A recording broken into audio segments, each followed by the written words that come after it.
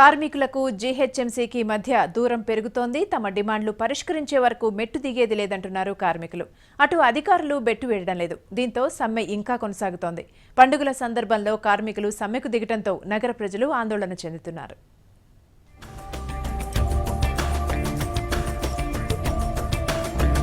జీహెచ్ఎంసీలో BMS కార్మిక సంఘాలు వేతనాల పెంపు డిమాండ్పై చేస్తున్న సమ్మెను మరింత తీవ్రతరం చేశారు. బీఎంఎస్ కార్మికులు సమ్మెలో ఉంటే ఇతర సంఘాలు విధులు నిర్వహిస్తున్నాయి. పండుగల సమయంలో సమ్మెలేంటని అసహనం వ్యక్తం చేస్తున్నాయి సమ్మెకు దూరంగా ఉన్న కార్మిక సంఘాలు. అయితే సామాన్యులు మాత్రం తీవ్ర ఇబ్బందులను ఎదుర్కొంటున్నారు.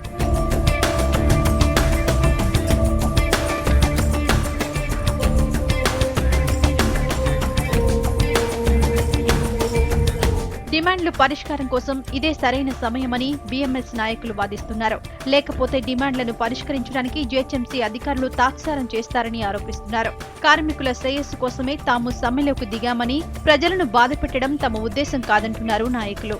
మేము కంపల్సరీ పరిస్థితిలో ఈ స్ట్రైక్ కంటిన్యూ చేస్తా ఉన్నాం. ఇదే విధంగా కనుక మేనేజ్మెంట్ కంటిన్యూ చేస్తే మిగతా అన్ని విభాగాలు కూడా ఇందులో చేరతామని మమ్మల్ని కంటిన్యూ టచ్లో ఉన్నారు. మేము రేపటి వరకు కమిషనర్ గారికి టైం ఇస్తూ ఉన్నాం. ఇదే విధంగా కనుక కంటిన్యూ అయితే ఎల్లుండి నుండి మొత్తం టోటల్ కార్పొరేషన్ స్తంభింపజేస్తాం. అన్ని విభాగాలకు చెందినటువంటి వాళ్ళు కూడా స్ట్రైక్ చేస్తారని హెచ్చరిస్తా ఉన్నాం. పండుగలు, వర్షాకాల సమయంలో సమ్మె చేయడం సరికాదన్నారు కమిషనర్. కార్మికుల డిమాండ్లు పరిష్కరించడానికి చిత్తశుద్ధితో ఉన్నట్లు తెలిపారు. సమ్మె విరమించకపోతే తాము ఎస్మా ప్రయోగించడానికైనా సిద్ధమంటున్నారు కమిషనర్. రాత్రి 12 o'clock నుండి బిఎంఎస్ యూనియన్ వాళ్ళు జిహెచ్ఎంసీ ఏరియాలో స్ట్రైక్ మొదలు పెట్టారు. దీంట్లో ఎప్పుడు వాళ్ళు ఇది నా దృష్టికి తీసుకొని వచ్చాను, అప్పుడే రాశాను. ఆ ఫైల్ కూడా చాలాసారి పర్సువేట్ కూడా చేశాను. బట్ మీకు తెలుసు, ఎలక్షన్ తర్వాత గవర్నర్ కాలంలో ఆ పని జరగలేదు.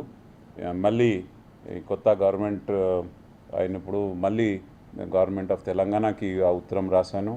ఆ ఫైల్ మూవ్మెంట్లో ఉంది. ఇప్పుడు ఫైల్ ఫైనాన్స్ డిపార్ట్మెంట్లో ఉంది.